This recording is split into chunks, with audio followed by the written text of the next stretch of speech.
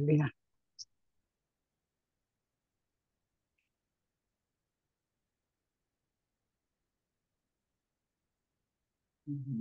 오늘이 이제 이번 학기의 마지막 강의입니다. 오늘 강의로 이 과목은 종강하도록 이렇게 하겠습니다.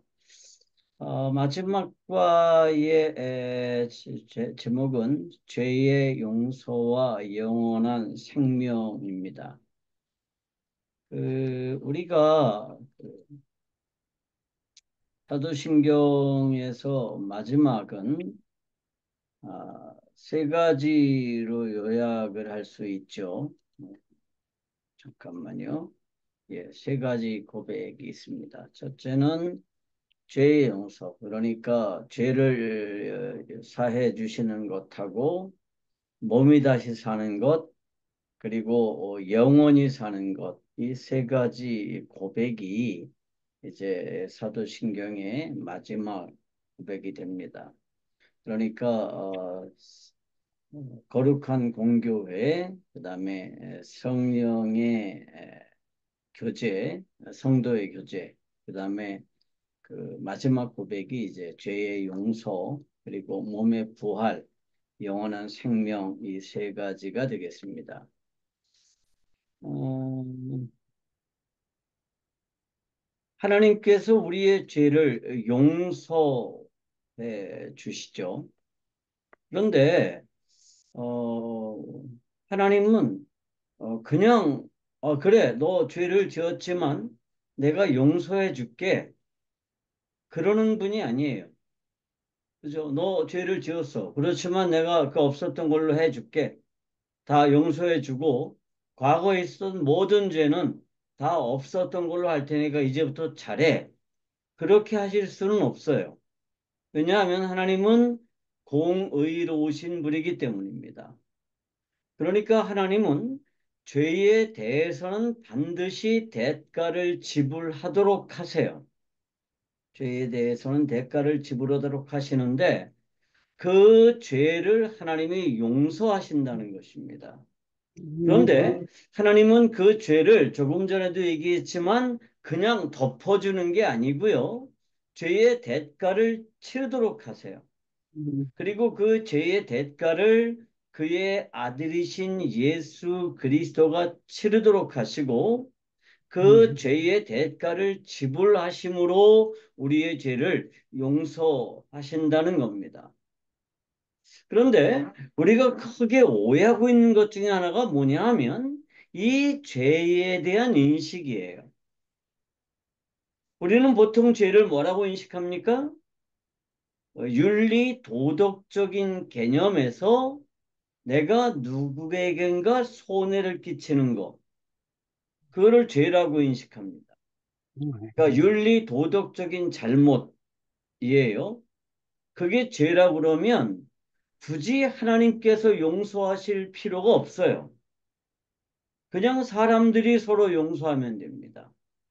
내가 우리 한영건 선교사님한테 무슨 잘못을 저질렀는데 그 잘못이 굳이 하나님이 용서하지 않으셔도 그냥 내가 한영근 선교사님하고 풀면 돼요. 그러니까 사람들은 그 죄에 대한 용서가 하나님의 용서가 꼭 필요하지 않아요. 그죠? 하나님이 용서 안 해도 돼요. 그러니까 불교식으로 서로 자비를 베풀면 돼요. 뭐 신이 개입할 필요가 없죠. 그런데 하나님께서 우리의 죄를 용서하시는 것에 대한 개념은 좀 이 죄가 전혀 다른 개념이라고 하는 겁니다. 제가 이 강의를 통해서 수없이 얘기했지만 우리가 하나님에게 용서를 받았다라고 하는 이 죄는 내가 하나님이 되겠다라고 하나님에게 반역을 저지른 그 반역죄를 하나님이 용서하셨다는 것입니다. 그래서 죄에 대해서 우리가 올바르게 이해하지 못하면 뭐를 이해할 수 없느냐? 복음을 이해할 수 없어요. 그냥 사람과 사람 사이에서 생겨난 문제인데 하나님의 아들이 오셔서 그 하나님의 아들이 죽어야만 된다. 이 얘기는 사람들에게 이해가 안 되는 거예요. 그런데 하나님은 어떤 분이시냐? 우리의 반역죄를 용서하시는데 반역죄를 그냥 덮어놓고 용서하는 것이 아니라 죄의 대가를 치르게 하시고 그 반역죄를 없애셨다는 것입니다. 그것이 죄의 용서예요. 자, 죄라고 하는 거가 보통 사람들은 윤리적인 개념으로 윤리 도덕적인 개념으로 내가 누구에겐가 잘못을 범한 것이라고 인식한다고 그랬습니다. 불교나 힌두교에서는 죄를 뭐라고 인식할까요? 불교나 힌두교에서도 역시 죄를 윤리 도덕적으로 다른 사람에게 손해를 끼친 어떤 것이라는 개념이 있어요. 물론 힌두교에서는 조금 달라요. 힌두교는 죄의식이 별로 없습니다. 죄에 대해서 별로 심각하게 다루지를 않아요. 힌두교는. 불교는 죄에 대해서 심각하게 생각을 하지만 이 죄를 뭐라고 생각하느냐 하면 불교에서는 다르마를 어긴 것이라고 생각을 합니다. 힌두교도 마찬가지예요. 다르마를 어기는 게 가장 중요한 죄예요. 다르마가 뭐냐? 각자 각자에게 주어진 우주적인 법칙이에요. 운명이라고 할 수도 있고요. 자신의 계층이라고도 할 수 있어요. 자신에게 주어진 소명이라고도 할 수 있고요. 이거를 무시하고 어기는 게 죄예요. 그렇지만 그거는 그렇게 중요하지 않아요. 왜냐하면 대자 대비하신 부처께서 어떻게 해요? 그 죄를 그냥 용서해 주기 때문입니다. 그러니까 죄의 대가를 지불하고 이런 개념이 없어요. 그냥 용서해 줘요. 그리고 불교식으로 깊게 들어가 보면 나라는 존재 자체가 존재하지 않기 때문에 내가 누구인가 손해를 끼치는 것도 사실은 존재할 수가 없습니다. 그게 이제 불교식으로 말하는 죄고 힌두교에서 말하는 죄도 거의 비슷해요. 그리고 세상이 말하는 죄 역시 비슷합니다. 유대교나 이슬람에서는 죄를 뭐라고 인식할까요? 유대교에서는 이 원죄라는 것을 인정을 하기는 해요. 뭐냐 하면 선악과를 먹었다라고 하는 것을 가르치기는 해요. 그런데 선악과를 먹은 것이 어떠한 죄인지에 대해서는 설명하지 않습니다. 그리고 선악과를 먹은 것을 어떤 식으로 이해하냐면 오늘날 우리 기독교에서도 많이 그렇게들 이해를 하는데 하나님의 말씀에 불순종한 거 그렇게 이해를 해요. 그래서 하나님의 말씀에 불순종한 것이 원죄다 이렇게 설명을 합니다. 그러면서 보통 우리가 하나님의 용서받아야 되는 죄는 어떤 죄냐 하면 법을 어긴 것입니다. 다시 말하면 계명을 어긴 것. 그거를 이제 유대교에서는 죄라고 인식을 하고요. 또 이슬람도 마찬가지예요. 이슬람도 죄는 어떻게 인식을 하느냐 하면 시아리아를 어긴 것입니다. 그런데 그것은 그렇게 큰 죄가 아니에요. 알라가 용서해 줍니다. 그런데 용서받을 수 없는 죄가 있어요. 그게 뭐냐 하면 개종한 것. 그러니까 이슬람 교도였다가 뭐 개신교나 혹은 천주교회로 개종하면 그거는 용서받을 수 없는 아주 큰 죄예요. 그리고 내가 그 이슬람 교도가 되기 전에 가지고 있었던 그 이방인으로서 가지고 있던 그 모든 원죄는 내가 이슬람교도가 되면 없어져요. 그것을 이제 유대교나 이슬람에서는 아주 중요한 죄라고 인식을 합니다. 유대교도들도 마찬가지죠. 유대교도들도 하나님의 백성이냐 아니냐를 가르는 기준이 뭐예요? 유대교인이냐 아니냐예요. 할례를 받았느냐 할례를 받지 않았느냐. 이게 이제 죄를 판가름하는 아주 중요한 문제가 됩니다. 그런데 성경이 말하는 죄는 뭐예요? 윤리 도덕적인 개념이 아니에요. 성경이 말하는 죄는 뭐냐 하면 그 두 가지가 있습니다. 하나는 불의고요. 그리고 또 다른 하나는 불경건입니다. 로마서 1장 18절에 보면 하나님의 진노가 불의로 진리를 막는 사람들의 모든 경건하지 않음과 불의에 대하여 하늘로부터 나타난다 그랬습니다. 왜 하나님의 진노가 임하느냐? 사람들의 죄 때문인데 이 사람들의 죄를 뭐라고 정의할 수 있느냐? 하나는 불의예요. 그리고 또 다른 하나는 불경건입니다. 여기서 말하는 불경건은 뭐예요? 경건하지 않음이에요. 그게 이제 성경이 말하는 죄입니다. 그러면 불의라는 건 뭘까요? 자, 제가 뒤에도 잠깐 한번 다시 다루겠지만 여러분 의라고 하는 게 뭐죠? 자, 우리 의로워졌어요. 하나님께서 우리들에게 하나님의 의를 부여해 주셨어요. 예수 그리스도로 말미암아 우리가 의롭게 됐어요. 이 의라는 게 뭐예요? 이렇게 물어보면 대부분의 사람들이 하나님 앞에 완전함이라고 설명을 해요. 그리고 그 완전함이라는 걸 뭐라고 인식하느냐 하면 도덕적인 완전함이라고 인식을 합니다.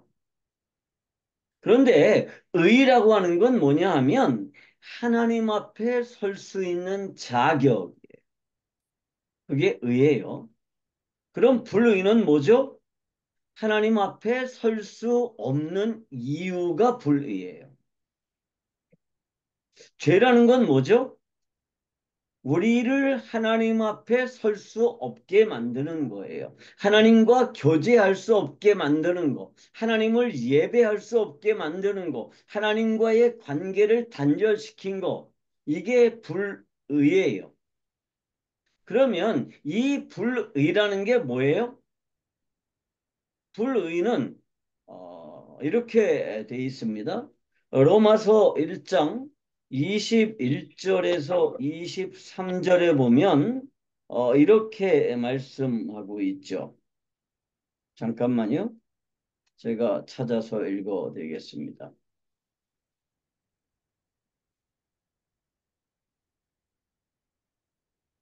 로마서 1장 21절에서 23절까지입니다. 표준세 번역으로 되어 있네요. 개혁개정으로 그리고 예. 자, 로마서 1장 21절부터 23절입니다. 하나님을 알되 하나님을 영화롭게도 아니하며 감사하지도 아니하고 오히려 그 생각이 허망하여지며 미련한 마음이 어두워졌나니 스스로 지혜 있다 하나 어리석게 되어 썩어지지 아니하는 하나님의 영광을 썩어질 사람과 새와 짐승과 기어다니는 동물 모양의 우상으로 바꾸었느니라 이렇게 말씀을. 이게 불의예요. 그러면 불의는 뭐냐 하면 첫째, 하나님의 영광을 나타내기를 거부하는 겁니다. 이게 왜 불의일까요? 자, 하나님은 인간을 왜 창조하셨죠? 제가 하늘 누누이 영광을. 얘기하지만 하나님의 영광을 반영하고 하나님을 예배하도록 하기 위해서 창조했습니다. 이게 인간의 존재의 목적이에요. 그런데 하나님의 영광을 반영하기 위해서 창조된 인간이 하나님의 영광을 반영하지 않아요. 그래서 뭐라 그래요? 하나님을 알되 하나님을 영화롭게 아니하는 이렇게, 것. 다시 말하면 하나님의 영광을 반영하기를 거부한 거죠. 그게 불의예요. 인간은요, 자기 스스로를 하나님이라고 주장했습니다. 내가 하나님과 같이 되겠다라고 생각했어요. 그래서 하나님에게 반역을 저지르고 나를 하나님이라고 선언했습니다. 그리고 인간은 더 이상 하나님의 영광을 드러내지 않아요. 누구의 영광을 드러내기 위해서 살죠? 내 영광을 드러내기 위해서 삽니다. 이게 불의예요. 이게 죄의 근원입니다. 인간은 하나님을 예배하기 위해서 존재해요. 그리고 하나님께서 창조하신 모든 만물을 관리해서 그들에게 하나님의 영광을 보여주고 그들을 잘 관리해서 함께 하나님을 예배하도록 하나님이 창조했는데 인간이 더 이상 하나님을 예배하지 않고 누구를 예배해요? 자신의 욕심을 예배하게 됐습니다. 이거를 뭐라 그러느냐? 이거를 불의라고 그래요.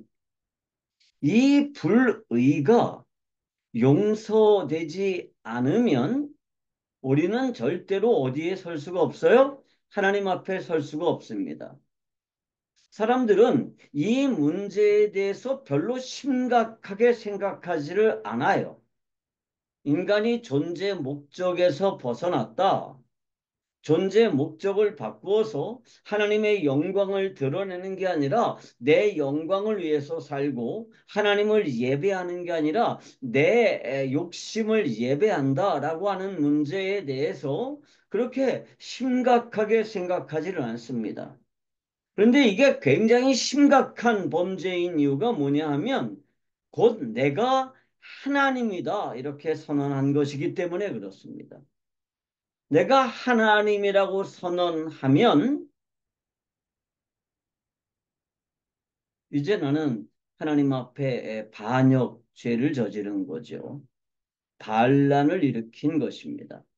그러면 하나님 앞에 반역죄를 저지르고 반란을 일으킨 그 상태 그대로는 하나님 앞에 나아갈 수가 없습니다. 하나님 앞에 나가면 어떻게 해야 돼요?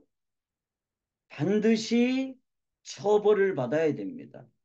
그런데 그 죄의 대가가 뭐예요? 죽음으로만 그 반역죄의 대가를 지불할 수 있습니다. 그래서 죄의 대가는 뭐라 그랬어요? 사망이라고 그랬습니다. 하나님께서 우리의 죄를 용서하셨다라고 하는 개념은요. 우리가 살아가면서 누구에겐가 손해를 끼친 이 죄를 용서하셨다라고 하는 개념보다는 훨씬 큰 개념이고요. 다른 종교에서는 상상할 수도 없는 개념입니다. 우리가 복음을 받아들였다. 예수님을 믿는다고 그러면서 이 죄에 대해서 올바로 인식하지 못하면 이 불의가 뭔지를 모르면 절대로 복음은 이해할 수가 없어요. 이 복음은 뭐예요?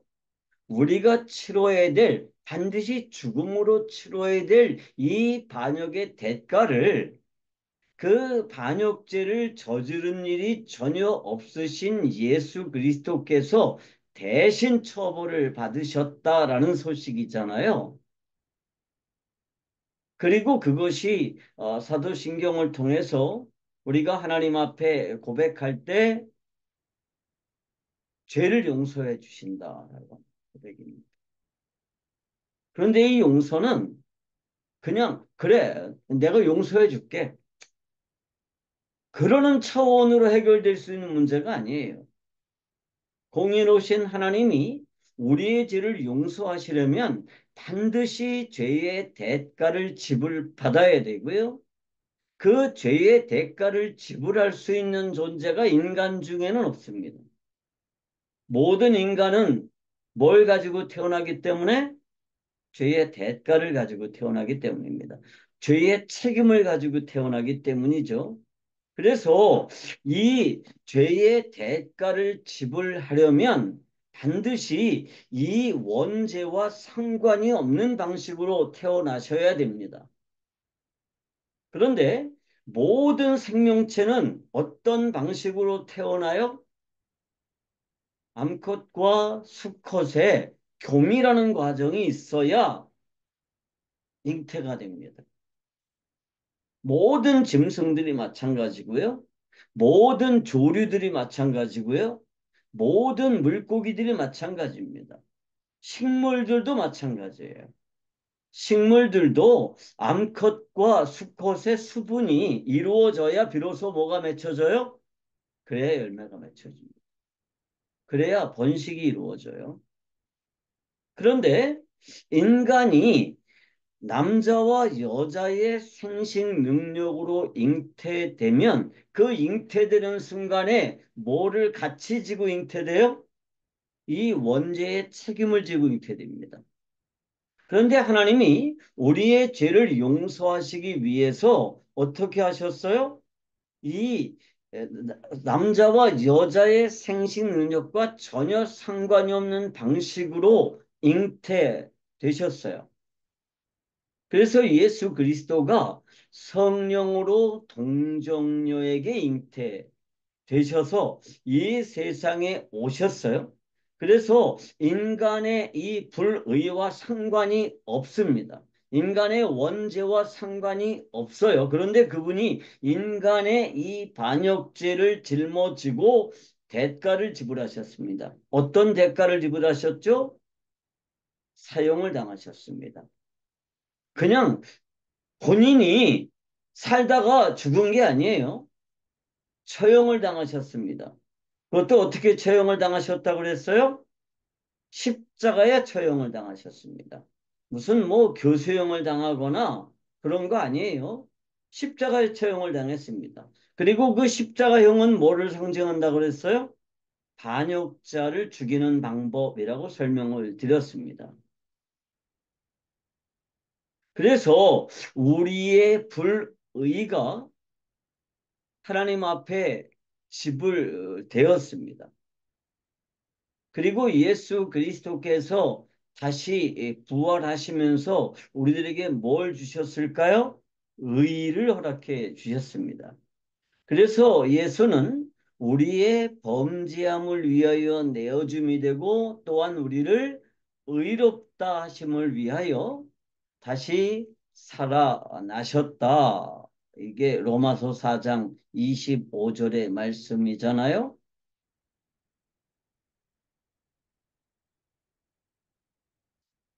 이 불의의 결과가 뭐예요? 우리가 이렇게 이제 우리의 존재 목적을 바꿔버렸기 때문에 거기에서 온 결과가 있습니다. 그 결과가 뭐냐 하면 불경건입니다. 그 결과가 불경건이에요. 그 불경건이 뭐냐 하면 세 가지로 정리할 수가 있습니다. 첫 번째로 뭐냐 하면 우리가 더러운 욕심에 빠진 것입니다. 불경건이 뭐냐? 우리가 더러운 욕심에 빠져 있는 거예요. 그래서 로마서 1장 24절에서 25절에 보면 이렇게 되어 있죠. 그러므로 하나님께서 그들을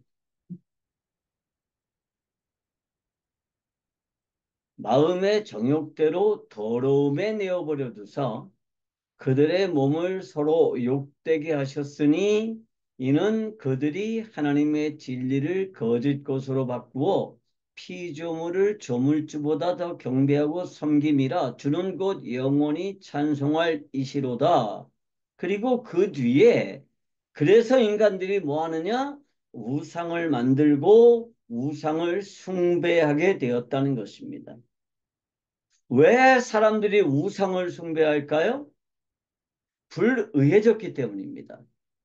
다시 말하면 하나님의 영광을 반영해야 되고 하나님의 영광을 예배해야 되는데 인간들이 그 하나님의 영광을 반영하기를 거부했어요. 그리고 하나님을 예배하기를 거부했습니다. 그래서 어떻게 했느냐? 하나님께서 그들을 그 마음의 정욕대로 그냥 더러움에 내버려 뒀어요. 이 마음 욕심대로 살아라 이렇게 내버려 두니까 사람들이 어떻게 했어요?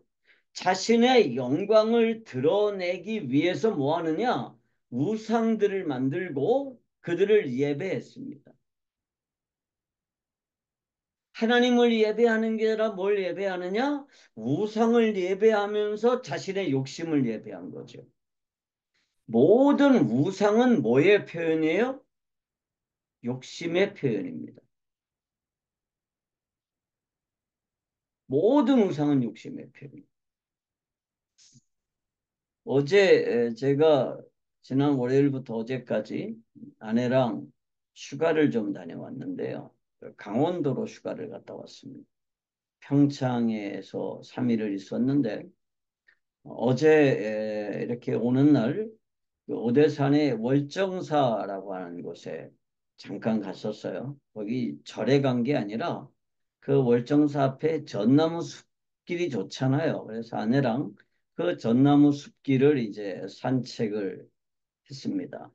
그러면서 제가 그 월정사의 9층탑, 그 탑이 꼭 사진을 찍어야 될 일이 있어서 거기를 잠깐 들어가서 사진을 찍었는데 그 안에 그 석가모니 불상이 이렇게 있잖아요. 그야말로 뭐 금으로 번쩍번쩍 발라놨어요. 금으로 번쩍번쩍 발라놨는데 거기는 사진 촬영 금지라고 돼 있더라고요. 왜 사진 촬영을 못하게 하는지는 이해할 수 없습니다. 그런데 사람들이 왜 부처의 몸을 그렇게 번쩍번쩍하게 금칠을 해놨을까요? 왜 금을 붙여놨을까요? 사실은요, 그 부처를 그렇게 함으로써 그 부처로부터 얻어낼 수 있는 것들이 있다고 믿기 때문입니다. 다시 말하면 내 욕심을 섬기는 거죠. 이게 첫 번째 불경건입니다. 불경건이라는 건 뭐냐? 우상들을 예배하는 거예요. 우상을 만드는 겁니다. 자기 자신을 예배하는 거예요. 그러면서 사람들이 이제 불의하니까 하나님의 영광을 드러내지 않고 하나님을 예배하지 않고 자기 욕심을 예배하니까 어떻게 했느냐? 하나님께서 그들을 부끄러운 욕심에 내버려 두셨습니다. 이게 로마서 1장 24절부터 27절의 내용이죠. 이 때문에 하나님께서 그들을 부끄러운 욕심에 내버려 두셨으니 곧 그들의 여자들도 순리대로 쓸 것을 받고 영리로 쓰며 그와 같이 남자들도 순리대로 여자 쓰기를 버리고 서로 향하여 음욕이 불일듯하며 남자가 남자와 더불어 부끄러운 일을 행하여 그들의 그릇 때문에 상당한 보응을 그들 자신이 받았느니라. 이렇게 말씀하고 있습니다. 사람들이 왜 성적인 범죄를 저지를까요? 왜 사람들이 음란해질까요? 그 이유는요, 사람들이 불의하기 때문입니다. 그 마음에 하나님 두기를 싫어하기 때문입니다. 하나님을 예배하기를 싫어하기 때문입니다. 그래서 하나님이 그들을 그냥 내버려 두었어요. 어디에 내버려 뒀느냐? 부끄러운 욕심에 내버려 뒀습니다. 그래서 이제 사람들이 이 성적인 범죄들을 저지르기 시작했죠. 사람들이 왜 성적인 범죄를 저질러요? 지옥 가려고요? 불행해지려고요? 아니에요. 왜 성적인 범죄를 저지릅니까? 행복해지려고. 행복을 우상으로 섬기기 때문에 행복해지기 위해서는 뭐를 섬겨요? 자신의 쾌락을 섬깁니다. 이 쾌락을 추구하고 이 쾌락이 행복을 줄 수 있다고 믿기 때문에 성적인 범죄를 저지르기를 멈추지 못하는 거죠. 그리고 이 성적인 범죄가 점점점 심해지면 어디로 가요? 동성연애로 갑니다. 로마 멸망사라고 하는 책이 있어요. 그 책에 보면 로마가 이제 한참 강성할 때 그때 로마의 어떤 문제가 극성을 부렸느냐 하면 이 동성연애 문제가 아주 극성을 부렸습니다. 그래서 대부분의 그 로마의 지도 계급에 있는 남자들은 잘생긴 소년, 애인들을 몇십 거느렸어요. 그리고 그 귀족들의 부인들도 아주 예쁜 여자 몸종들과 굉장히 많은 그 동성 연애를 했다라고 이렇게 기록이 되어 있습니다. 우리가 죄라고 할 때 가장 심각한 죄를 뭐라고 인식해요? 그 중에 하나가 이 성적인 죄입니다. 그리고 우리도 이 음란의 문제가 보통 심각한 게 아니죠. 목사님들 중에서도 이 음란 문제 때문에 무너지는 분들이 많잖아요. 왜 우리가 음란에 빠질까요? 불의하기 때문입니다. 하나님의 영광을 드러내지 않고 하나님을 예배하지 않기 때문에 불의해졌어요. 그래서 하나님이 우리를 이 부끄러운 욕심에 내버려 두셨기 때문에 불경건의 문제가 나온 겁니다. 또 한 가지가 뭐예요? 또 한 가지는 이런 겁니다. 우리가 불의하게 되니까 어떻게 됐느냐? 하나님께서 우리를 상실한 마음대로 내버려뒀습니다. 28절에서 31절에 이렇게 되어 있습니다. 또한 그들이 마음에 하나님 두기를 싫어하며 하나님께서 그들을 그 상실한 마음대로 내버려 두사 합당하지 못한 일을 하게 하셨으니 곧 모든 불의, 추악, 탐욕, 악의가 가득한 자요, 시기, 살인, 분쟁, 사기, 악독이 가득한 자요, 수군수군하는 자요, 비방하는 자요, 하나님께서 미워하시는 자요, 능욕하는 자요, 교만한 자요, 자랑하는 자요, 악을 도모하는 자요, 부모를 거역하는 자요, 우매한 자요, 배약하는 자요, 무정한 자요, 무자비한 자요. 그러니까 사실은 우리가 죄라고 생각하는 이 문제, 그러니까 윤리 도덕적으로 누구에게가 손해를 끼친 이 모든 것들은 어디에 해당되느냐 하면 여기에 해당되죠. 이걸 우리가 불경건이라고 얘기합니다. 그런데 이 불경건은 어디서 왔느냐? 우리가 불의하니까, 그래서 마음에 하나님 두기를 싫어하니까 하나님께서 그냥 그 상실한 마음대로 하나님이 없는 마음대로 내버려 두었습니다. 그러니까 뭐가 생겨났느냐? 합당하지 못한 일들이 생겨났어요. 다시 말하면 이웃에게 손해를 끼치는 어떤 문제들이 생겨났다는 것입니다. 그게 불의, 추악, 탐욕, 악의, 뭐 우리가 보통 윤리 도덕적으로 죄라고 하는 문제들이 생겨났다는 겁니다. 그런데 이거는 어디서 생겨났느냐? 불의에서 생겨났어요. 그러니까 이 모든 것들, 그러니까 뭐 성적인 범죄, 뭐 우상 숭배, 혹은 여러 가지 이런 도덕적인 범죄들이 발생을 해서 이게 점점점 커져서 우리가 하나님 앞에 나가지 못하게 된 게 아니에요. 왜 우리가 하나님 앞에 설 수 없게 됐느냐? 우리가 불의해졌기 때문입니다. 의는 뭐라고 그랬어요? 하나님 앞에 설 수 있는 자격, 하나님 앞에 나갈 수 있는 자격인데 이 하나님 앞에 나갈 수 있는 자격은 우리가 하나님이 창조하신 그 존재 목적에 합당할 때 하나님 앞에 나갈 수가 있습니다. 그런데 우리가 그 존재 목적을 바꾸어서 내가 하나님이라고 선언하고 난 뒤에 우리는 하나님 앞에 설 수 없게 됐습니다. 불의해졌죠. 그래서 불의해졌기 때문에 하나님께서 우리를 내버려 뒀어요. 그래서 모든 윤리적이고 도덕적인 문제들이 발생하게 되었다라고 하는 겁니다.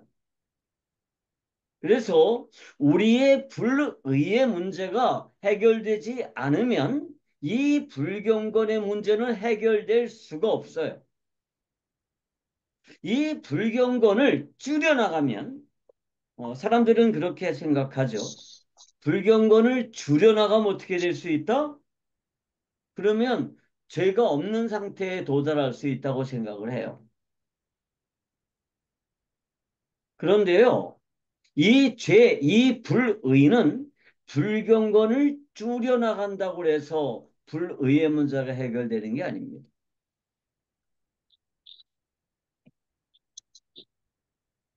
이 불의의 문제는 하나님께서 이 불의에 대한 합당한 대가를 받으시고 우리의 죄를 용서하시고 우리들에게 뭐를 주셔야 되느냐? 하나님의 의를 허락해 주셔야만 될 문제입니다. 이렇게 우리의 불의를 용서하시고 우리들에게 하나님의 의를 허락해 주시는 것을 뭐라 그러느냐? 죄를 용서해 주신다. 이렇게 얘기하는 것입니다. 이렇게 우리가 하나님 앞에 의로운 존재가 되면 우리 안에 새로운 생명이 생겨나고요. 이 새로운 생명은 의로운 생명이고요. 의로운 생명은 무엇으로부터 자유로울 수 있느냐? 모든 불경건으로부터 자유로울 수가 있습니다. 그래서 이 새로운 생명이 자라나면 자라날수록 이 새로운 생명은 무엇을 대표하느냐? 내 인격을 대표하게 되고 그러면 내가 무엇으로부터 멀어지느냐? 불경건으로부터 멀어지. 진로부터. 근데 우리가 이거를 정말 이해하지 못하는 분들이 너무너무 많아요. 그래서 죄가 마치 무슨 불경건이 곧 죄인 것처럼 이렇게 착각을 하는 분들이 있고 심지어는 로마서 1장에 나오는 이 불의와 불경건을 반대로 생각해요. 그래서 불의를 뭐라고 생각하느냐? 뭐 여기 시기, 살인, 분쟁, 사기, 뭐 우상숭배, 그다음에 음란한 거 이런 모든 것들을 불의라고 생각을 해요. 그리고 하나님의 영광을 드러내지 않고 하나님을 예배하지 않는 것을 불경건이라고 이렇게 생각을 합니다. 그런데 문법적으로 헬라어에서는 도치법이라는 게 있거든요. 그러니까 앞에 하나님이 뭐에 대해서 진노하세요? 사람들의 불의와 불경건에 대해서 진노하신다고 그랬잖아요. 로마서 1장 18절에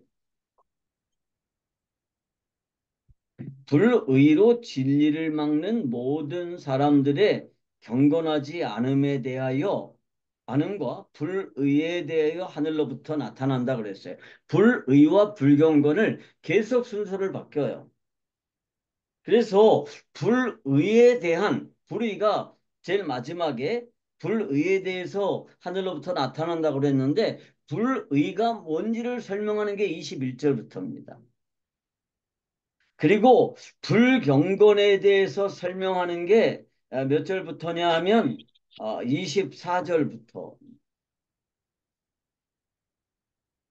우리가 이 부분을 제대로 인식해야만 하나님의 용서라고 하는 것이 얼마나 큰 것인지를 비로소 이해할 수가 있습니다. 그러니까 하나님의 용서가 내가 누구에게가 거짓말을 한 거, 혹은 내가 누구에게인가 재산상의 손해를 끼친 거, 여기에 대해서 하나님이 용서했다 그러면 그거는 내가 사람에게 용서를 받아도 되고, 혹은 내가 죄의 대가를 치러도 돼요. 감옥에 가서 몇 년 있거나 혹은 벌금을 내거나 그러면 없어지잖아요. 그러면 하나님의 복음이 필요 없습니다. 예수 그리스도가 대신 돌아가실 필요가 없어요. 그런데 예수 그리스도가 왜 십자가에 달리셨느냐? 우리의 불의 때문이고요. 이 불의는 내가 곧 하나님이라고 주장하는 그러한 반역이에요. 그런데 이 반역자를 전능하신 하나님, 창조주 하나님께서 이 반역자를 용서하셨다는 거고요. 이 반역자를 용서하는데 그냥 말로 용서한 것이 아니라 어떻게 했어요? 그 반역의 대가를 지불하게 하시고 용서하셨는데, 이 반역의 대가를 누가 지불하셨느냐? 그분의 외아들이신 예수 그리스도께서 지불하도록 하셨다는 것입니다. 이것을 우리가 하나님의 사랑이라고 표현하는 거예요. 예전에 그 예수 그리스도의 희생을 설명하는 예화 중에 이런 설명이 있었어요. 버스가 고장이 났대요. 비탈길을 내려가는데 브레이크가 고장이 났대. 그래서 버스가 막 비탈길을 질주하는데 그 아래에는 시장이 있어가지고 정말 많은 사람들이 거기 있었대요. 응?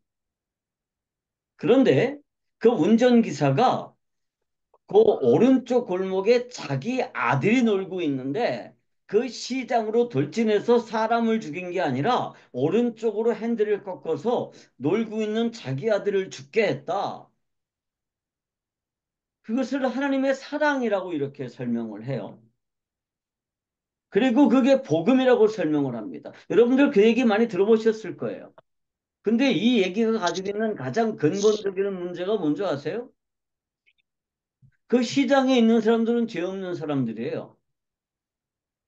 자기 아들만 죄가 없는 게 아니라.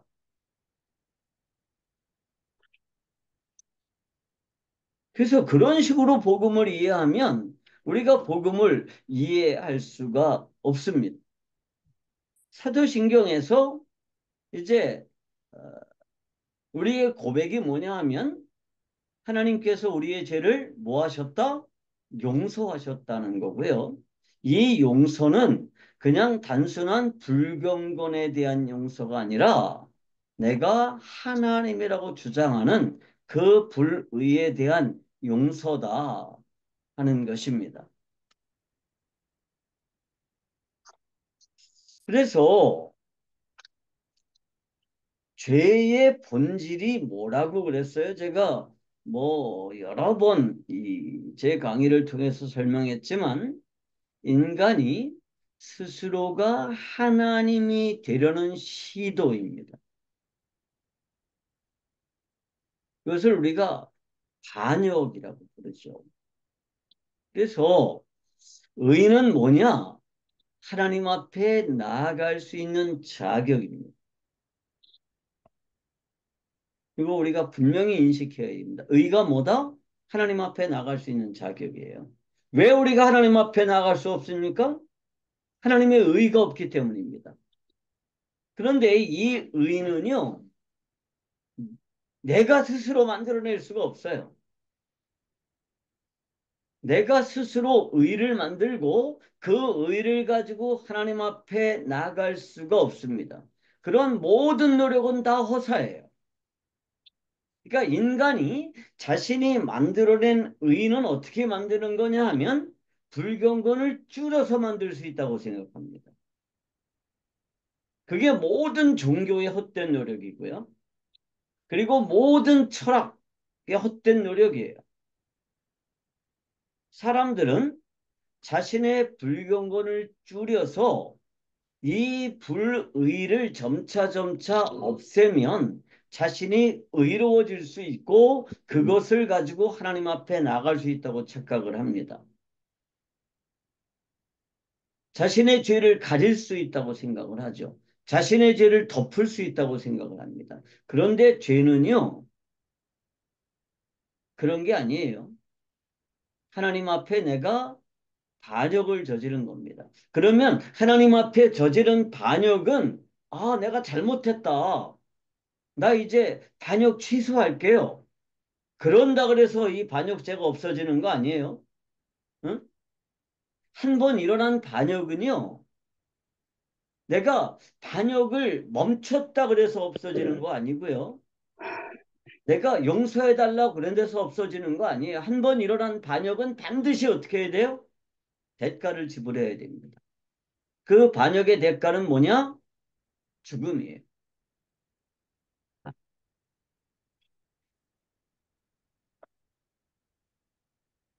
그런데 하나님이 어떻게 하셨어요? 그 반역의 대가를 지불하시기 위해서 하나님의 아들을 보내셨고 그분에게 반역의 죄를 물으셨고 그것 때문에 우리의 죄가 용서되었습니다. 그리고 예수 그리스도가 살아나시면서 새로운 생명을 창조하셨어요.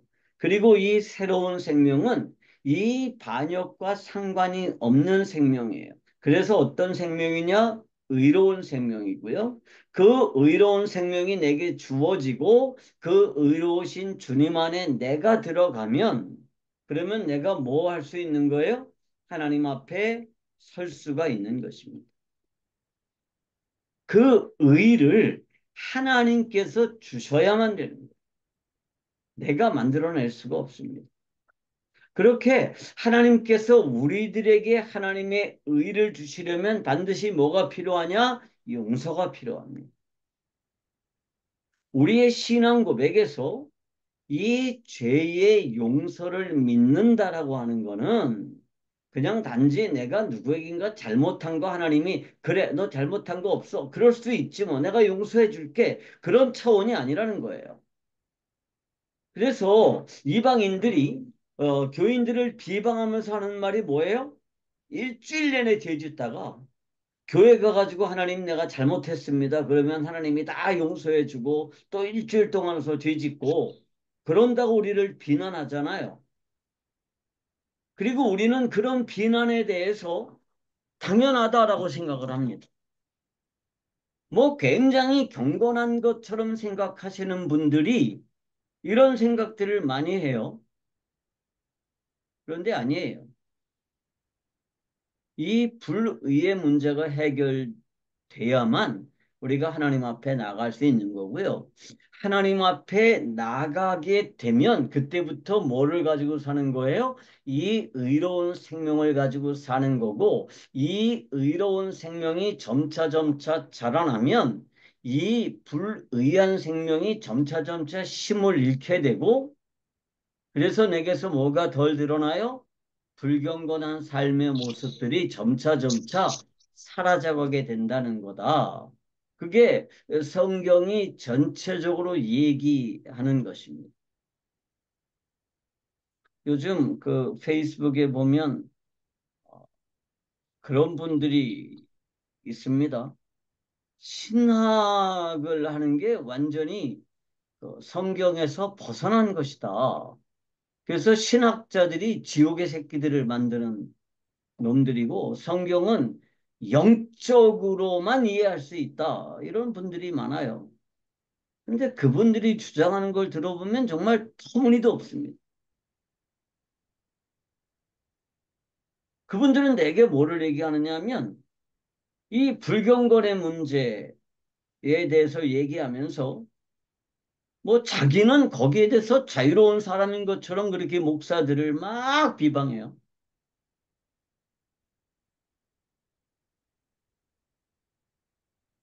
하나님은요, 우리의 불의를 용서하시고 뿐만 아니라 뭐를 없애주셨어요? 불경건을 없애주셨습니다. 그래서 우리가 이 불의의 노예로 불경건의 노예로 사는 것에서 뭐 하셨느냐? 우리를 자유하게 하셨다는 것입니다. 그러면 우리가 이해할 수 있는 게 이거죠. 선과 악을 아는 게 문제인가? 라고 하는 부분입니다. 자, 인간의 원죄가 뭐라고 그랬어요? 선악과를 먹은 것입니다. 그죠? 선과 악을 알게 하는 나무의 열매를 먹은 거예요. 그러면 선과 악을 알게 되는 게 이게 죄예요. 그죠? 그냥 표면적으로 이해하면. 그러면 선과 악을 아는 게 문제인가요? 하나님은 우리가 선과 악을 구별하지 못하고 살도록 그렇게 만드셨을까요? 바보나 혹은 어린 애기나 그죠?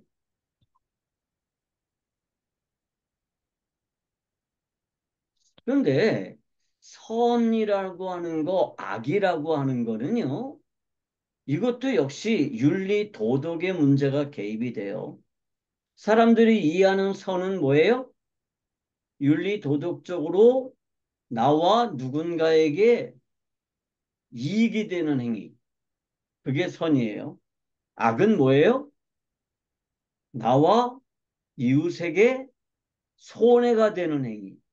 그게 윤리 도덕적인 개념으로 봤을 때 선과 악이라고 하는 개념입니다. 그러면 이 선과 악을 아는 게 문제일까요? 뭐가 좋은 일인지, 뭐가 나쁜 일인지, 내가 이렇게 행동하면 저 사람에게 손해가 되는지 아니면 저 사람에게 손해가 안 되는지 이거 우리가 모르고 살기를 하나님이 바라셨다는 뜻인가요?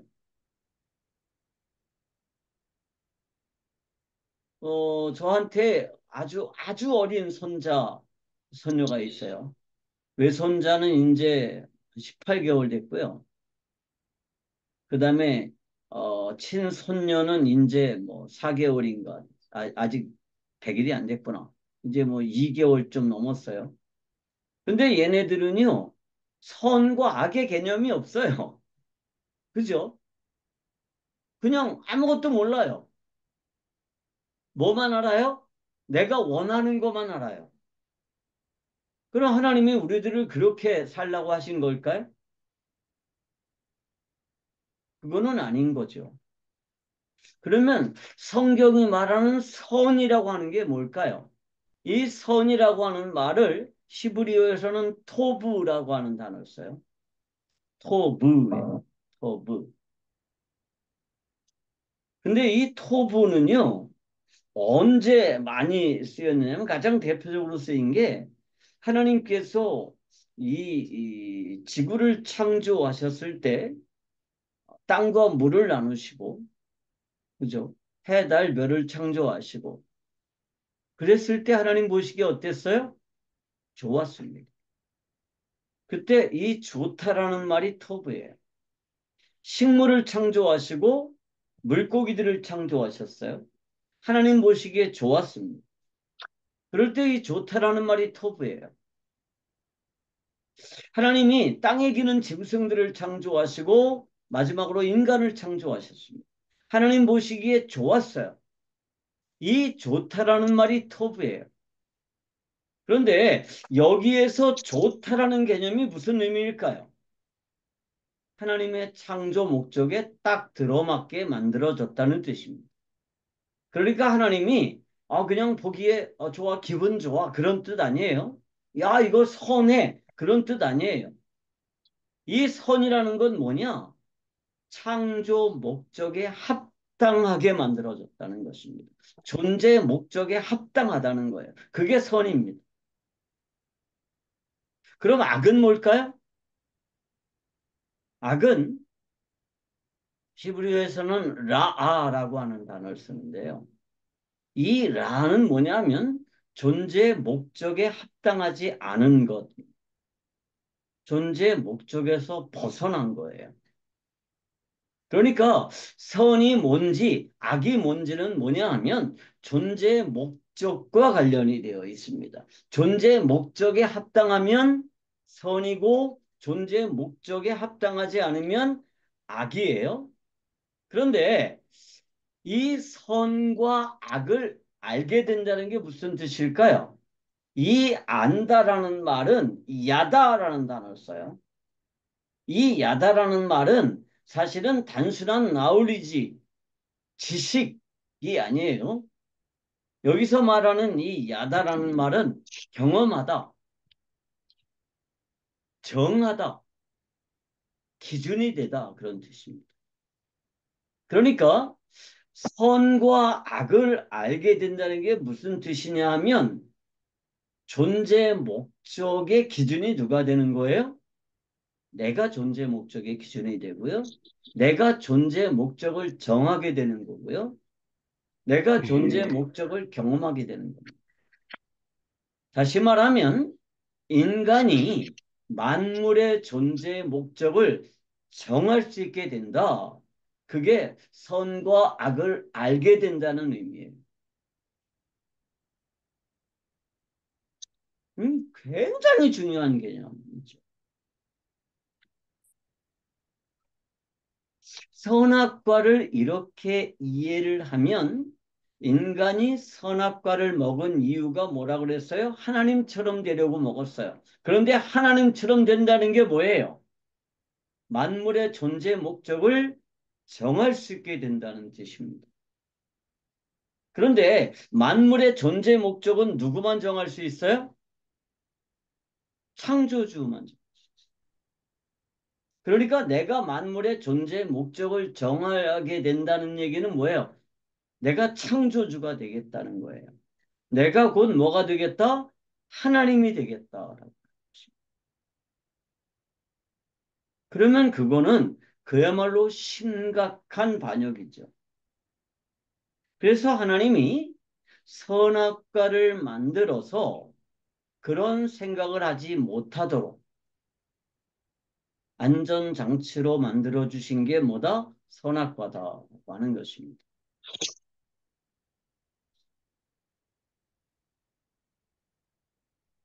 우리는 지금도 만물이 왜 존재한다고 생각을 해요? 나를 위해서 존재한다고 생각을 해요. 만물의 존재 목적을 내가 정할 수 있죠. 무엇을 위해서 존재한다? 나를 위해서 존재한다. 그런데 만물은 나를 위해서 존재하지 않죠. 거기에서 인간의 뭐가 시작이 돼요? 인간의 불행이 시작이 됩니다. 인간의 욕심대로 하면 모든 만물은 나를 위해서 존재해야 됩니다. 너도 나를 위해서 존재해야 되고 그도 나를 위해서 존재해야 돼. 그런데 모든 만물은 나를 위해서 존재하지 않습니다. 다 뭐를 위해서 존재해요? 자기 자신을 위해서 존재. 그런데 골로새서 1장 17절에 뭐라 그랬어요? 만물은 그를 위하여 창조되었다라고 설명하고 있습니다. 여기서 말하는 그는 누구예요? 예수 그리스도. 성삼위 하나님이십니다. 그런데 인간이 만물의 선과 악을 나누려고 했다.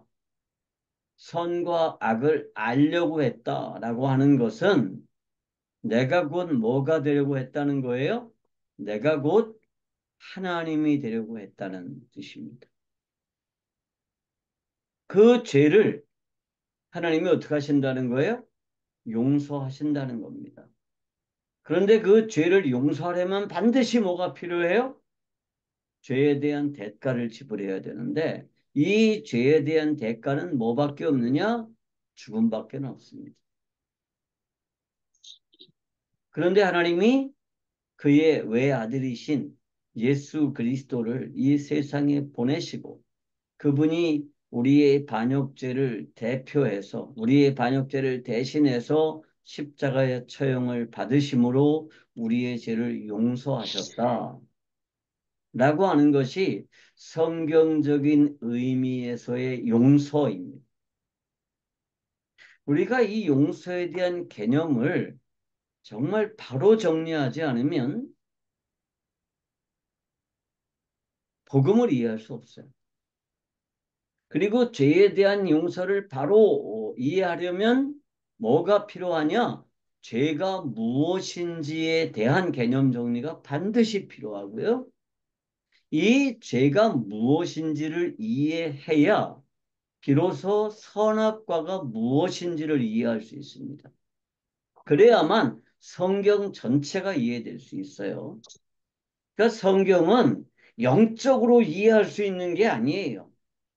정말 성경 안으로 깊이 들어가서 성경을 전체적으로 이해해야만 될 문제인 거죠. 여기 계시는 분들 중에는 그런 분 안 계시죠?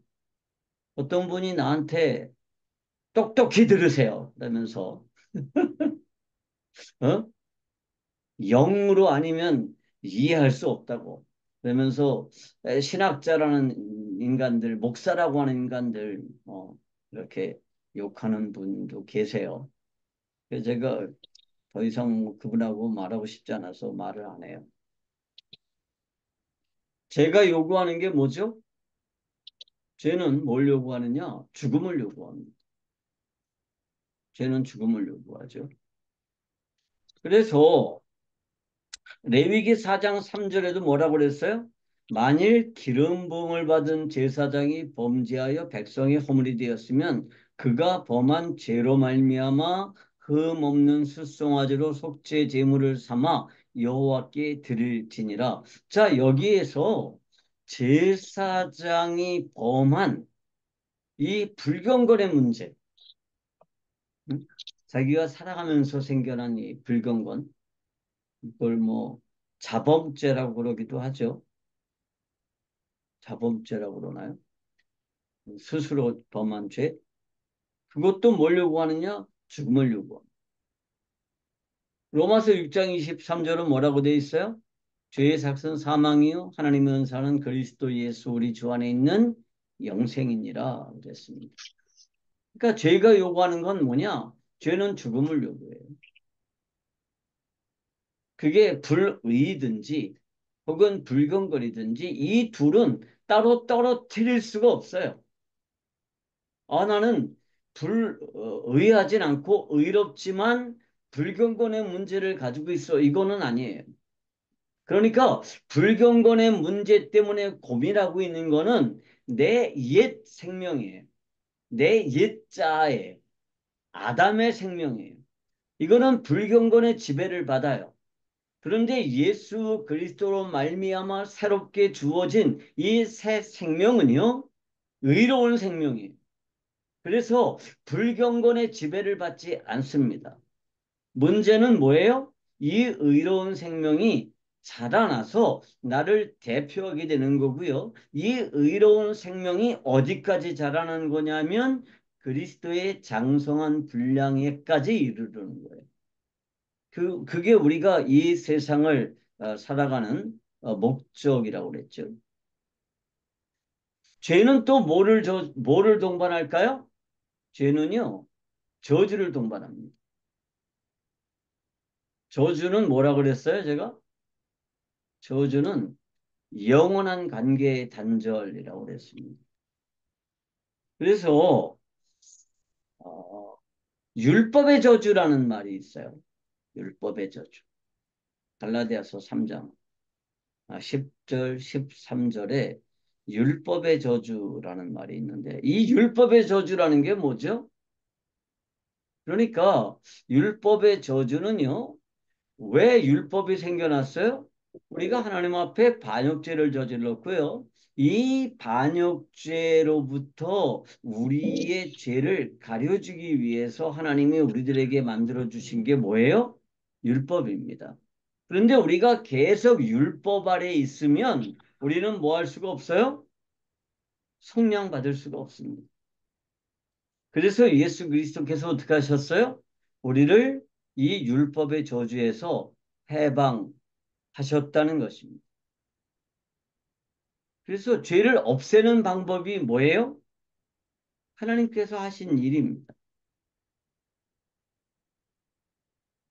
그리스도의 사랑이 우리를 강권하시도다. 우리가 생각하건대 한 사람이 모든 사람을 대신하여 죽었은즉 모든 사람이 죽은 것이라 그가 모든 사람을 대신하여 죽으심은 살아있는 자들로 하여금 다시는 그들 자신을 위하여 살지 않고 오직 그들을 대신하여 죽었다가 다시 살아나신 이를 위하여 살게 하려 하심이라. 자, 예수 그리스도께서 모든 사람을 대신해서 죽었습니다. 그것은 뭐와 같아요? 모든 사람이 죽은 것과 같아요. 응?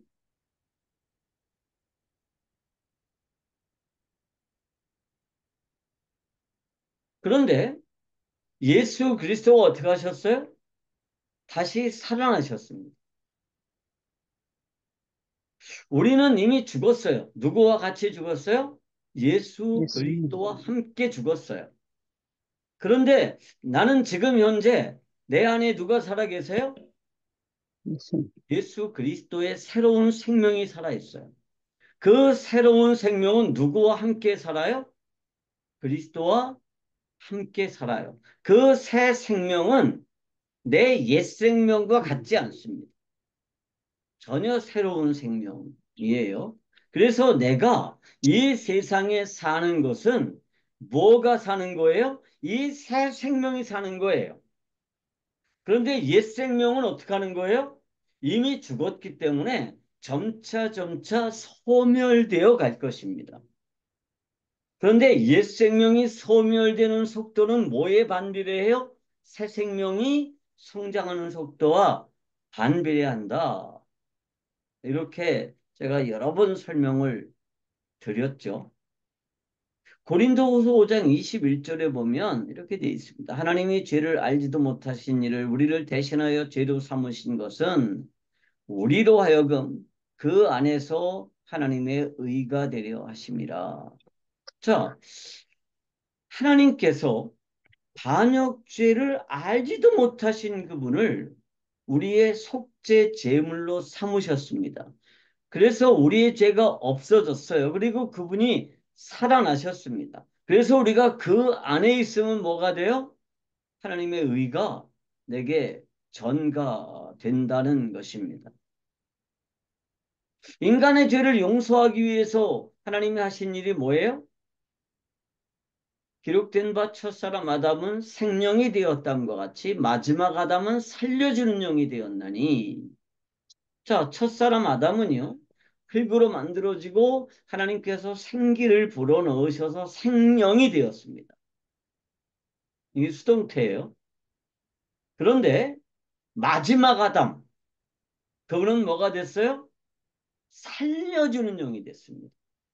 어떻게 살려주는 영이 되셨을까요? 부활하시면서 우리들에게 새로운 생명을 창조하시고 그 새로운 생명을 우리들에게 주셨습니다. 그래서 그 마지막 아담이신 그분, 둘째 아담이신 그분은 뭐가 되셨느냐? 우리들에게 새로운 생명을 주는 그러한 영이 되셨다는 거죠. 그러나 먼저는 신령한 사람이 아니요 육의 사람이요. 자, 첫 번째 사람은 누구냐 하면 그냥 육체예요. 아담이에요. 그런데 이 아담은 뭐가 됐어요? 범죄했어요. 그리고 그 영은 기능적으로 죽었습니다. 그 다음에 신령한 사람. 두 번째 사람이 신령한 사람이죠. 두 번째 아담이. 자, 첫 번째 아담은 어디에 속해 있어요? 흙에 속해 있어요. 두 번째 아담은 어디에 속해 있어요? 하늘에 속해 있습니다. 하늘에서 나셨습니다. 하늘에서 오셨어요. 자, 여러분, 어떤 사람이 이 세상에 태어났어요? 동정녀에게서 태어나고 굉장히 선했어요. 응? 그런데 이 사람이 정말 아무 죄도 없이 죽었어요. 그래서 그분이 그리스도가 되셨나요? 아니에요. 그분은 그리스도로서 하늘에서 오셨어요. 우리들의 죄를 대신해서 십자가를 지시기 위해서 하늘에서 오셨습니다. 그리스도로 오셨어요. 그러니까 그분은 그리스도가 되신 게 아니라 뭐다? 그리스도로 오셨다라고 하는 것입니다.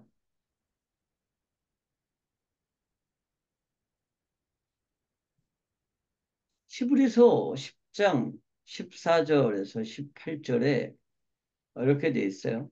그가 거룩하게 된 자들을 한 번의 제사로 영원히 온전하게 하셨느니라. 또한 성령이 우리에게 증언하시되 주께서 이르시되 그날 후로는 그들과 맺을 언약이 이것이라 하시고 내 법을 그들의 마음에 두고 그들의 생각에 기록하리라 하신 후에 또 그들의 죄와 불법을 내가 다시 기억하지 아니하리라 하셨으니 이것을 사하셨은즉 다시 죄를 위하여 제사 드릴 것이 없느니라. 자, 인간의 죄를 용서하기 위해서 하나님께서 하신 일이 뭐예요? 예수 그리스도께서 이 제사를 완성하셨다는 거예요. 한 번의 제사로 완성하셨습니다. 그래서 우리의 죄가 어떻게 됐어요? 영원히 없어졌습니다. 그것을 우리가 뭐라고 그러느냐? 우리의 죄가 용서되었다라고 표현하는 거예요. 그리스도께서 단번에 죄를 위하여 죽으사 의인으로서 불의한 자를 대신하셨으니 자, 여기서 말하는 의인은 뭐예요? 하나님 앞에 설 수 있는 자격이 있는 분이죠. 반역죄와 상관이 없는 분입니다. 그분이 하나님 앞에 나아갈 수 없는 자를 대신하셨어요. 왜? 그 하나님 앞에 나갈 수 없는 이 반역죄를 위해서 대신 죽으셨습니다. 왜 죽으셨느냐? 우리를 하나님 앞으로 인도하려고 그랬습니다. 육체로는 죽임을 당하시고 영으로는 살림을 받으셨으니 그가 또한 영으로 가서 옥에 있는 영들에게 선포하시니라. 이게 기독교에서는 개신교에서는 굉장히 민감한 문제예요. 사도신경에도 이 내용이 포함되어 있죠.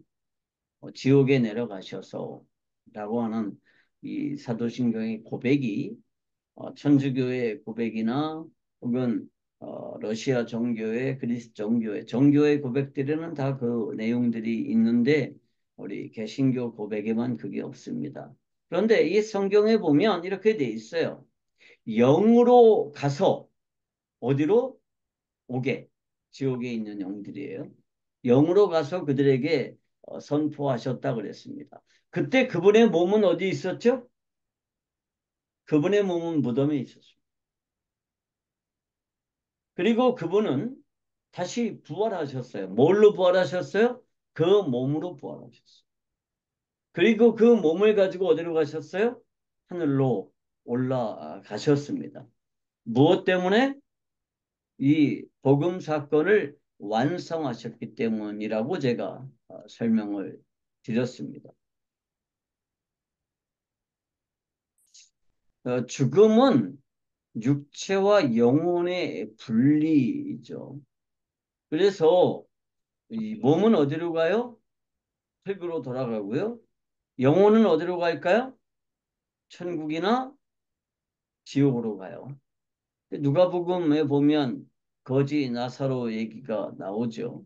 이에 그 거지가 죽어 천사들에게 받들려 아브라함의 품에 들어가고 부자도 죽어 장사됨에 그가 음부에서 고통 중에 눈을 들어 멀리 아브라함과 그의 품에 있는 나사로를 보고 그랬습니다. 모든 사람은 다 죽어요. 안 죽은 사람이 없습니다. 심지어 육체로 이 세상에 오신 예수 그리스도의 몸도 죽음을 경험하셨습니다. 그런데 죽고 나면 어떻게 될까요? 죄인은 어디로 가요? 음부로 갑니다. 지옥으로 가요. 의인은 어디로 갈까요? 천국으로 가요. 그러니까 여기에서는 아브라함의 품이라고 이렇게 표현을 하고 있습니다. 이 세상을 떠돌아다니는 영은 없어요. 그러니까 그 뭐 죽은 삼촌의 영이 뭐 내 안에 들어와서 나를 괴롭힌다 이런 얘기는 성경적으로 전혀 불가능한 얘기입니다. 귀신들은 제가 얘기하지만 타락한 영들이라고 그랬죠. 자, 그런데 문제는 우리의 이제 또 다른 고백이 있습니다. 죄를 사해 주는 것과 그 다음에 고백이 뭐예요? 몸이 다시 사는 것입니다. 그러니까 우리의 몸이 부활해요. 그런데 예수 믿은 사람만 부활하는 게 아니고요. 누구나 다 부활합니다. 예수 안 믿은 사람도 부활해요. 언제? 마지막 때에. 요한복음 5장 29절에 예수님께서 이렇게 말씀하셨어요. 선한 일을 행한 자는 생명의 부활로, 악한 일을 행한 자는 심판의 부활로 나오리라. 모든 사람이 다 부활해요. 선한 일을 행한 자, 다시 말하면 예수 그리스도 안에 있는 자, 의로운 생명을 가진 자는 뭐예요? 생명의 부활로 나옵니다. 생명으로 부활해요. 악을 행한 자,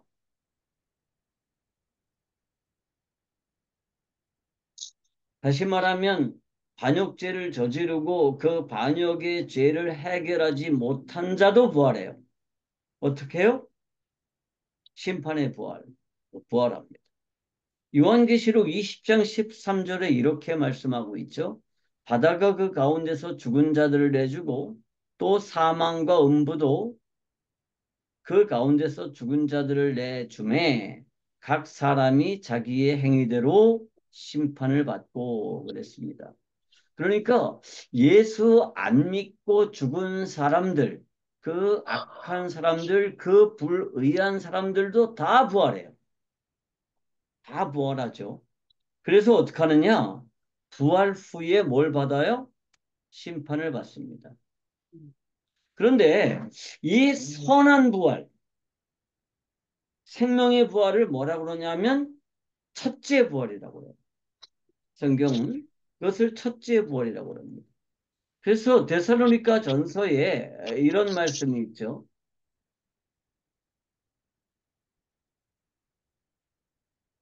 형제들아 자는 자들에 관하여는 너희가 알지 못함을 우리가 원하지 아니하노니 이는 소망 없는 다른 이와 같이 슬퍼하지 않게 하려 함이라. 우리가 예수께서 죽으셨다가 다시 살아나심을 믿을진데 이와 같이 예수 안에서 자는 자들도 하나님이 그와 함께 데리러 오시리라. 예수께서 죽으셨다가 살아나셨어요. 그런데 예수 안에서 자는 자들도 어떻게 한다고요? 예수님께서 그의 영을 데리고 오시는 거예요. 예수님과 함께.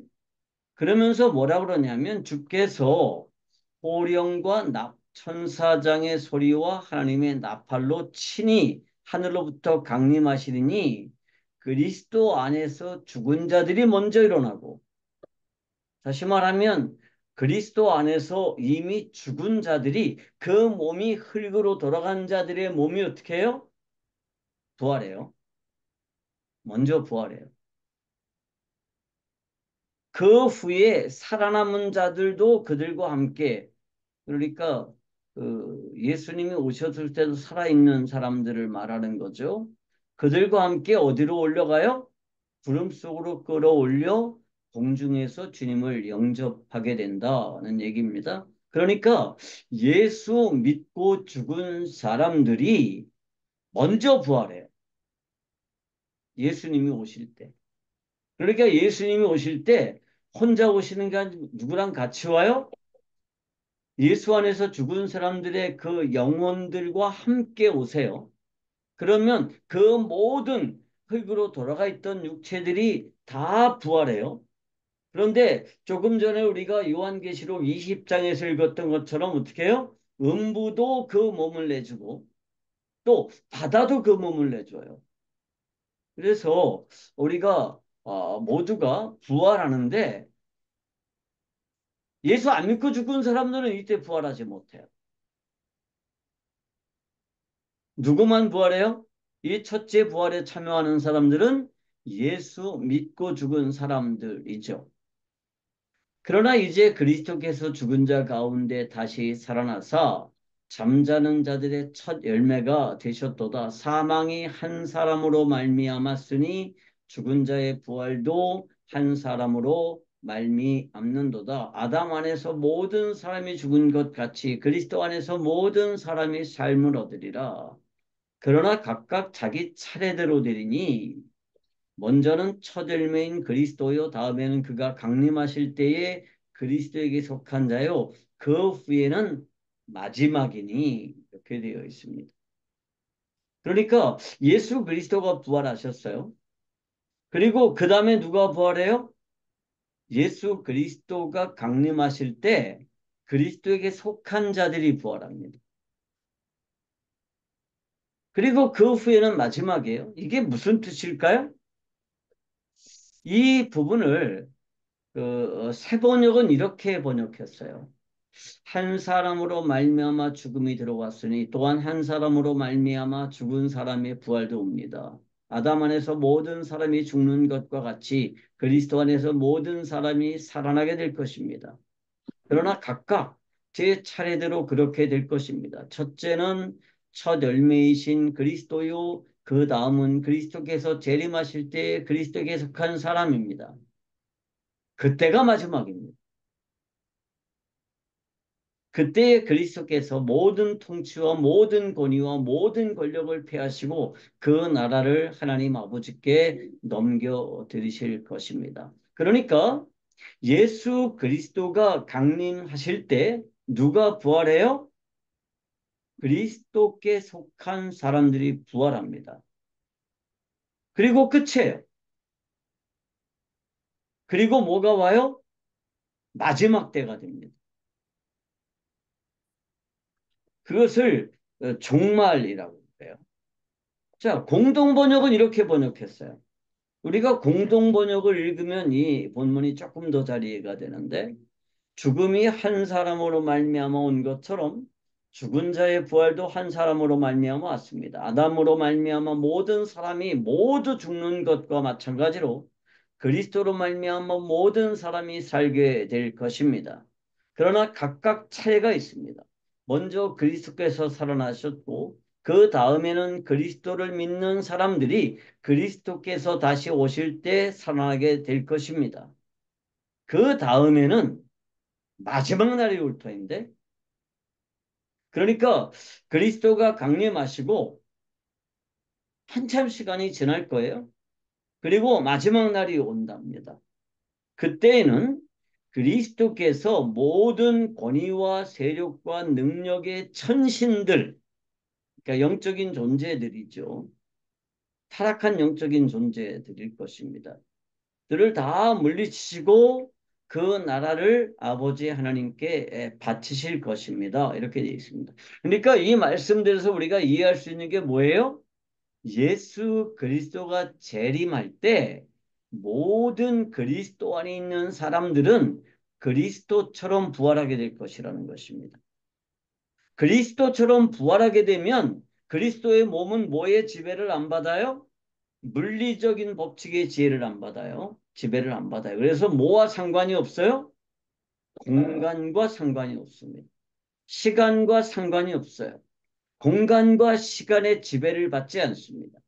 공간의 지배를 받는다는 얘기는 모든 물리 법칙의 지배를 받는다는 얘기고 그 물리 법칙의 지배의 가장 밑에 뭐가 있느냐? 중력이 있죠. 그런데 예수님은 중력의 지배를 받지 않으셨습니다. 그래서 하늘로 올라가셨죠. 마찬가지로 우리의 몸이 그리스도와 함께 부활할 때 우리의 몸은 누구의 몸처럼 되느냐? 그리스도의 몸처럼 변화되어서 이 물질 우주의 물리 법칙의 지배를 받지 않는 그러한 새로운 생명으로 새로운 존재로 거듭나게 된다는 것입니다. 이렇게 새롭게 부활한 자들을 뭐라 그러느냐? 첫째 부활이라고 합니다. 첫째 부활. 이 첫째 부활에 참여한 사람들은 어떤 복을 누리게 될까요?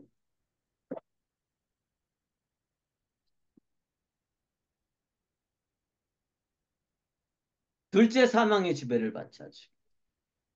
그러니까 사람은 두 번 죽어요. 첫째, 영혼과 육체가 분리되는 죽음을 경험하고요. 그 다음에 두 번째 죽음을 경험합니다. 그 두 번째 죽음을 뭐라 그러냐면 사망과 음부도 불못에 던져지는 이것은 둘째 사망 곧 불못이라 누구든지 생명책에 기록되지 못한 자는 불못에 던져지더라 그랬습니다. 둘째 사망은 뭐냐? 불못에 던져지는 거고요. 이 앞전에 기록에 의하면 심판의 책에 이름이 기록되어 있는 사람들은 책들에 기록된 대로 심판을 받고 불못에 던져진다고 그랬습니다. 이것을 둘째 사망이라고 그래요. 그런데 둘째 사망에 참여하는 사람들은 어떤 사람들이냐? 첫 번째 부활에, 첫째 부활에 참여하지 못한 사람들입니다. 그런데 이 사람들도 언제 부활해요? 심판받을 때 부활해요. 그래서 심판의 부활로 나온다고 예수님이 말씀하셨죠.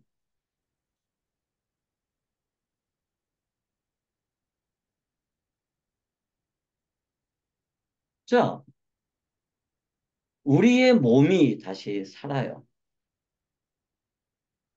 예수 믿는 사람들도 살고 예수 안 믿는 사람들도 살아요. 그런데 예수 믿는 사람들은 예수님이 공중에서 재림하실 때 부활해요. 그리고 그 몸이 예수님과 함께 공중으로 끌어올려가서 영적인 우주에서 예수님을 만나요. 그리고 마지막 때에 어떻게 되느냐? 예수 안 믿는 모든 사람들이 부활해서 백보자 심판에 참여하고요. 그 심판에서 어떻게 되느냐 하면 심판의 책에 기록된 대로 모두가 다 불못으로 던져집니다.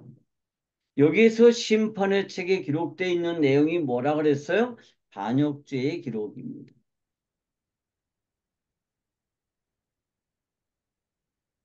그런데 생명의 책에 이름이 있는 자들은 어디에 참여하지 않아요? 심판에 참여하지 않고 불못에 참여하지 않습니다. 자, 우리가 이 심판에 참여하는 이유가 뭘까요? 불못에 던져지는 이유가 뭘까요? 불못에 던져져서 소멸되는 게 아니에요.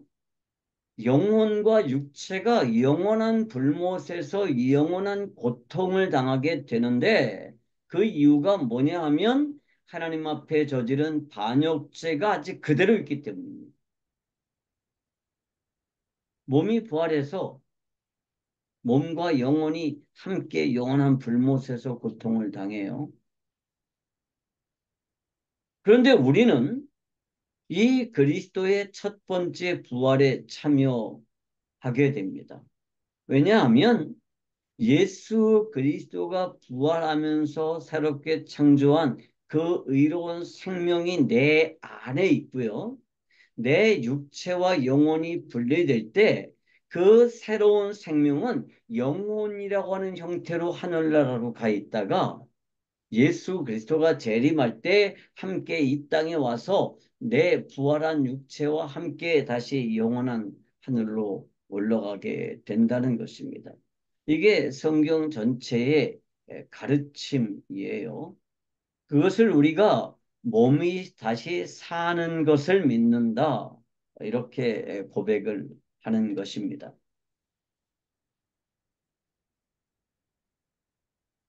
뿐만 아니라 우리는 그래서 뭘 고백하느냐? 영원히 사는 것을 믿는다라고 고백합니다. 힌두교나 불교에서는요, 영생을 뭐라고 설명하느냐 하면 시간이 영원히 순환을 계속해요. 그래서 이 나라고 하는 이 아트만 이것은 윤회를 계속해요. 윤회를 계속해요. 소멸하지 않습니다. 그래서 이 윤회를 끊고 신의 세계로 들어가는 거 그게 영생하는 방법입니다. 근데 실제로 그런 사람이 있나 모르겠어요. 없겠죠? 누가 이 윤회를 끊고 신의 세계로 들어갈 수가 있겠어요? 아무리 수도를 많이 해도 근본적으로 뭘 가지고 있어요? 하나님께 반역한 원죄를 가지고 있는데요. 그래서 그들은 하나님이 없는 곳에서 영원히 살아야 되는데 이 힌두교나 불교 같은 이방 종교에서는 이것을 제대로 인식하지 못합니다. 어렴풋하게만 알고 있어요. 근데 우리는 뭘 가지고 있어요? 우리는 계시를 가지고 있습니다. 계시라는 게 뭐예요? 하나님의 말씀이에요. 그 하나님의 말씀이 기록되어서 우리들에게 주어졌습니다. 그래서 우리가 그 하나님의 계시인 말씀을 통해서 뭐를 알 수가 있느냐 하면 이 우주의 운행 법칙을 알 수 있고 그 우주의 운행 법칙을 이해하는 것을 뭐라고 그러냐면 세계관이라고 그러는 거고요. 이 세계관을 이해하는 게 그래서 중요한 거죠.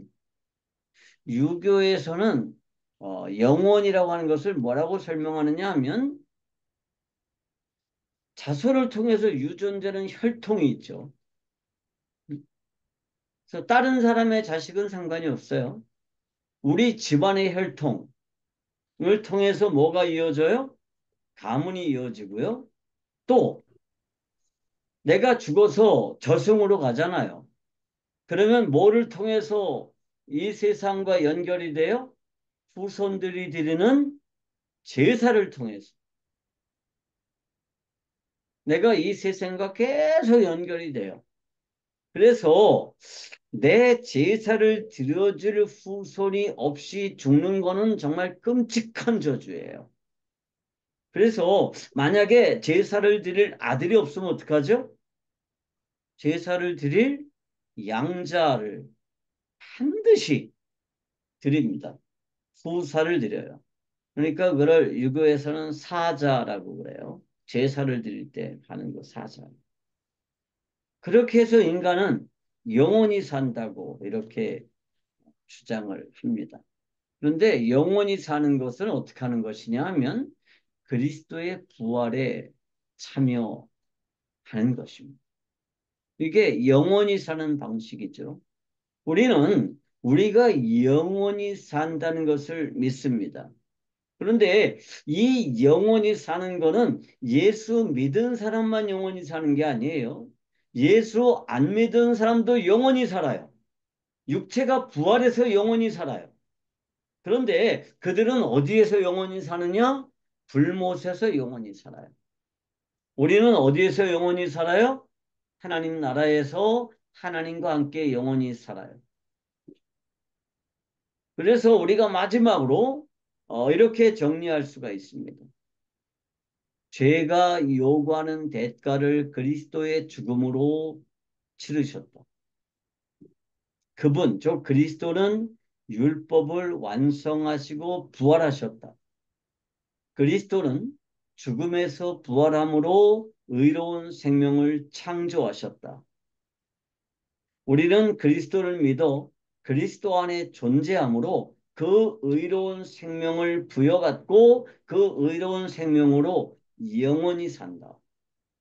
이것이 사도신경으로 본 성경적인 세계관의 내용입니다.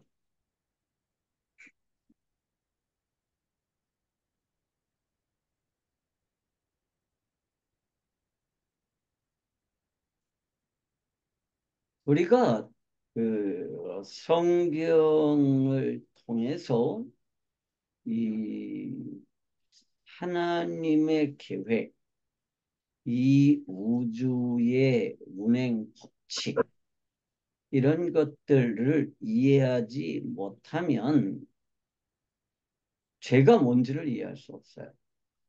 죄가 뭔지를 이해하지 못하면 복음이 뭔지를 이해할 수 없고요. 복음이 뭔지를 이해하지 못하면 구원이 뭔지를 이해할 수 없습니다. 그래서 성경적인 세계관을 이해하는 거 아주 중요죠. 그래서 제 소망은 정말 전 세계의 모든 교회들이 성도들을 이 올바른 성경적인 세계관으로 좀 가르치는 것이고, 그들에게 올바른 세계관을 심어 주는 것입니다. 그래야만 복음이 능력이 돼요. 왜 복음이 능력이 없어요? 죄가 뭔지를 이해하지 못하니까 복음이 능력이 없는 겁니다. 내가 지은 죄 내가 해결할 수 있는데 하나님의 아들이 대신해 줬대. 그러면 사람들이 아유 고맙네. 그렇죠?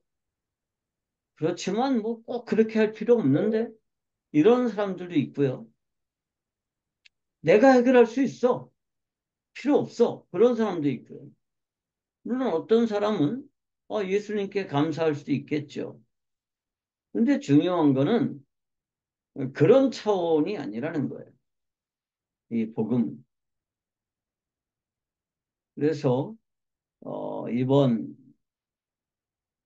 기회 강의는 오늘로써 종강을 하게 되는데 앞으로도 이 강의에 참석했던 모든 분들이 성경적인 세계관을 잘 정리해서 좀 많은 분들에게 좀 잘 전해 주었으면 좋겠습니다. 몇 가지 기도 제목이 있는데 일단 강의를 마치고 나서 나누도록 하겠습니다. 질문 있으면 강의 마치고 질문 받을 거고요. 기도하겠습니다. 하나님 아버지 감사합니다. 오늘 이 강의를 종강했는데 하나님 이 강의 11번의 강의를 통해서 우리가 정말 성경적인 세계관을 잘 정리할 수 있게 하시고 우리가 이것들을 더 많은 사람들에게 전하며 나눌 수 있도록 은혜 베풀어 주시옵소서. 우리 주님 예수 그리스도의 이름으로 감사하며 기도하옵나이다. 아멘. 감사합니다. 아직도 녹화 중이네요.